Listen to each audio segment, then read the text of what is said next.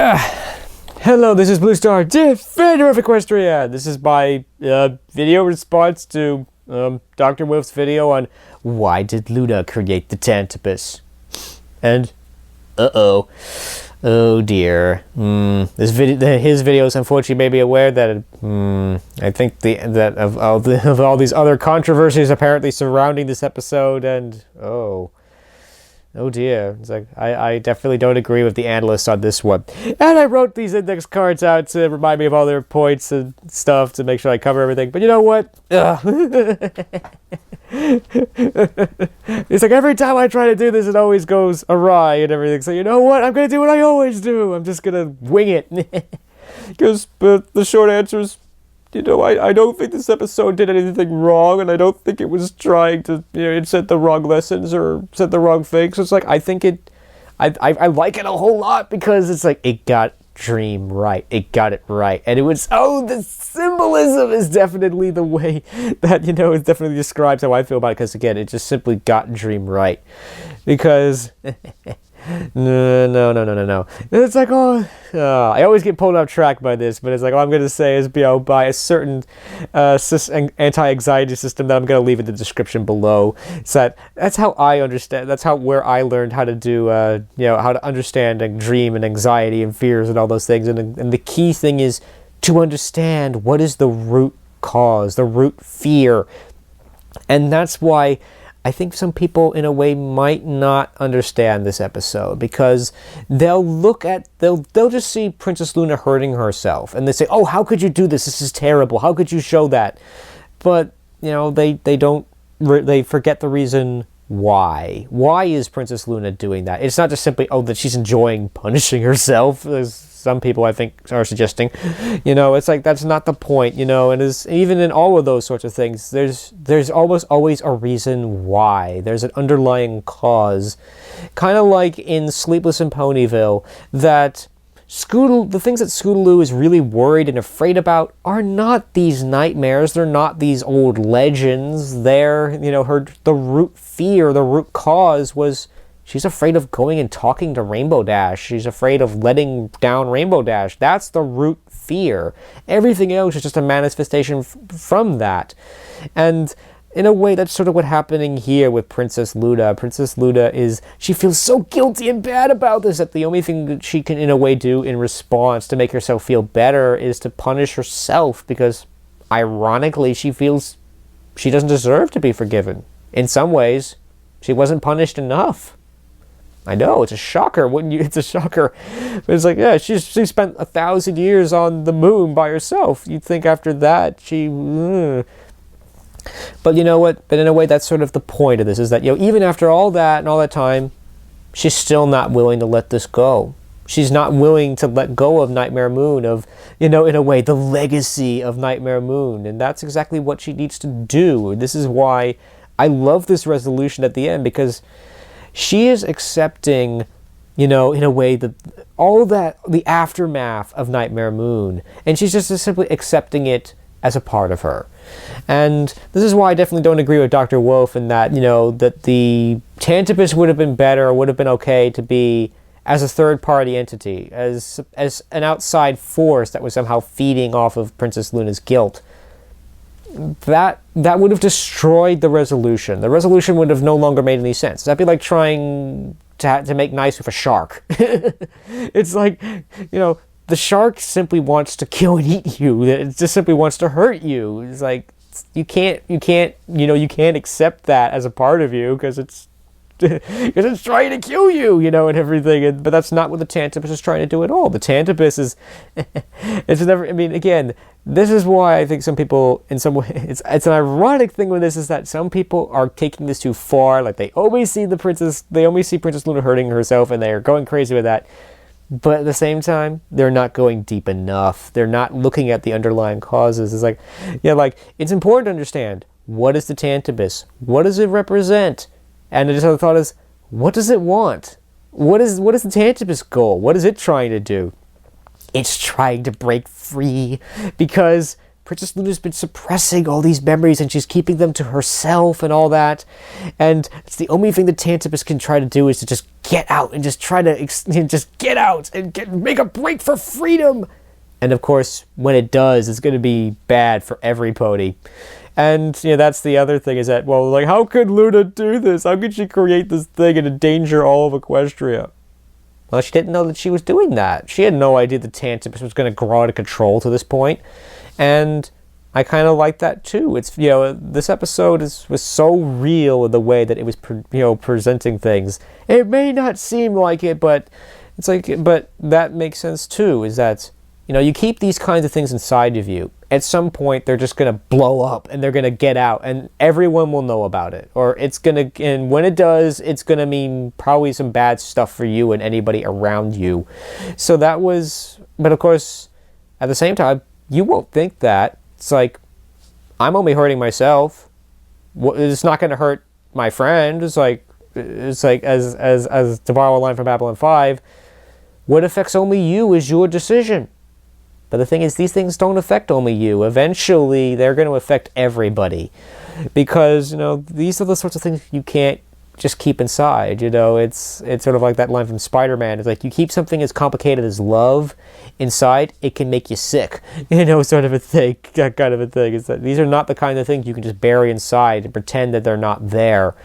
And, again, that's why I liked this resolution, because it's just simply accepting that Nightmare Moon happened. Luna was responsible for Nightmare Moon. Luna felt guilty about becoming Nightmare Moon and hurting the ponies, and for all this time she wasn't willing to let that go. And it was, and those feelings could only grow until they were strong enough to, break free and everything. But now she's accepted them and looked them right in the face and basically accepting those things as a part of her. And now she's willing to move on. And I like that. And again, even if this was irresponsible for Luna to do this, it's like, that's sort of, in a way, that's sort of part of the lesson of this episode is that this is why these things are bad. This is why punishing yourself and keeping these things to yourself and trying to deal with them on your own are bad, because this is the kind of thing that'll happen, is that they're just going to grow until it breaks out, and then it's going to be bad news for everybody. So yeah, and of course the resolution was also friendship is magic, of course, because this is ultimately Luna's problem. Luna had to be the one to resolve this. But she needs their help in order to do so, because she simply needs them to say to her that, we forgive you. Now you deserve to be forgiven. Now you should go and forgive yourself now. It's like, and again, was Nightmare Moon's, was Princess Luna's forgiveness too easy? Sort of. I just watched it again. It was kind of fast and kind of quick. But at the same time, for the purpose of teaching this lesson, I think it was okay. Because that's ultimately the purpose of just about every episode of MLP and the movies, is to teach some kind of lesson. And yes, definitely, forgiving yourself is not a snap your fingers and, okay, that's it, I'm done kind of a thing. It's way harder than that. But of course, most of the lessons in MLP are that way. And this is definitely, and you could argue that's a criticism of the show, is that, yeah, it's like, and it is a criticism of the show. It's like, oh, this person's forgiveness was too easy. But at the same time, that's not the point. The point is that we should try to forgive them, because often our society would say, no, we should not forgive this person, or no, we should just beat this person into a pulp. But you know what? Let's give this person a chance, and who knows, maybe something good will become of it, is ultimately, in a way, what the show says. But yeah, again, but simply for the purpose of teaching a lesson, I don't think this was such a terrible thing. Some people, I think, have to just, there should have been more depth, there should have been a two-parter. I honestly don't know what you would have done for those. I don't know what I would have wanted to have added in that second part that wasn't here already. That would have just been drawing this episode out and making it long and probably boring and uninteresting, and I probably wouldn't like it. And I think some people wanted, in a way, this to be a lecture on depression and all those things, and the problem is it's a show for 6-year-old girls. That's not their job. They're not going to do that. And even if they decided to do that, I don't think that would have worked out very well. That episode would have been wouldn't have been very fun, to say the least. Of course, how could it be? It's on depression. But anyway, the point is that I don't think anybody would have liked an episode. And besides, if you've got severe depression, you should be go get professional help. It's just that simple. You're not going to solve that kind of, you're not going to you're not going to be able to deal with that kind of depression, those kind of issues, by watching any kind of show, adults or otherwise, adult children or otherwise. It's just not. It'd be like trying to learn how to do surgery from watching a show like Doogie Howser or something. Not quite as bad as that, but of course the short answer is that depression and a lot of these things are very complicated things that have many different causes. They're just not something that you're going to be able to resolve and fix by watching a 22-minute television show. But on the flip side of that, of course, is if this somehow helps you deal with your depression and everything, good for you. That's awesome. Like at PonyCon 2016, there was a guy who did a panel on alcoholism, living with a Tantabus, and I was not that panel, but basically I'm sure he goes and describes how this episode helped him to to deal with his own addiction, because in a way addiction and what Luna's going through are two very similar things. It's like, I was responsible, I have to forgive myself and let myself move forward with this. Because, things like addiction, you'll stumble, you'll fall, you'll keep making the same mistake over and over and over again sometimes, and it's not an easy snap your fingers and, and everything. But in some ways, the first thing, I don't really know a lot about addiction, but it does, but let's just say I deal with sort of similar problems, I guess. But it's like, the thing is that you have to learn to forgive yourself, because if you can't forgive yourself, nobody else will. And in a way, you'll just be trapping yourself in that memory, in that nightmare, in that whatever that thing is, which is exactly what happens to Princess Luna. Princess Luna can't let Nightmare Moon go, so she's trapped there. She's almost literally trapped inside Nightmare Moon because she just simply can't let it go. And it's like, that's the ironic thing, is that she's punishing herself with her worst nightmare, which is Nightmare Moon, because she can't let it go. She just can't.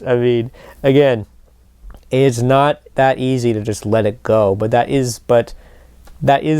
simply the lesson, is that, it's not easy to let it go, but you should, and everything. And I like that lesson. And I definitely don't think this episode did anything wrong. I think it had certainly the best intentions. It tried to do its best, and I certainly very much appreciate it, and I like it. And someone definitely understands on the MOP team. Somebody understands Dream and all these things, because they got it right. They just simply got it right. They got the resolution and everything right. Could it have been better? Maybe. I don't think so. I think this episode was really good. It had a lot in it. We had, it almost established, resolved this conflict all within this one episode, and it had a whole bunch of fun stuff in it, and it had a whole section at the beginning about the main six's dreams in a way. So there was a lot in this episode, and I think it was really good, and I like it. So, which is the whole point of why I made this video to begin with, because I feel like I had to defend this episode, and in a way, Princess Luna. It's like, who would have? I have to say, I wouldn't have thought I would make a defending Princess Luna video before I made a defending Princess Celestia video, but yeah, of course. And if you don't like this episode, obviously you could not like this episode. It's like, people can like or dislike whatever they want for whatever reason. But I like this episode. I think it's good, and I definitely don't think it did anything wrong. And I definitely like it exactly the way it is. Yo-ho! So, anyway, I guess I'm going to end this video now before I crash and burn like I have on the last 4 attempts I've made to record this video. So anyway, thank you for watching this video, and especially thank you for making this far. I hope you found this interesting. And so I guess, and as always, thank you for commenting, liking, and subscribing. And until next time, this is BlueStar. Stay strong and pony on. BlueStar out.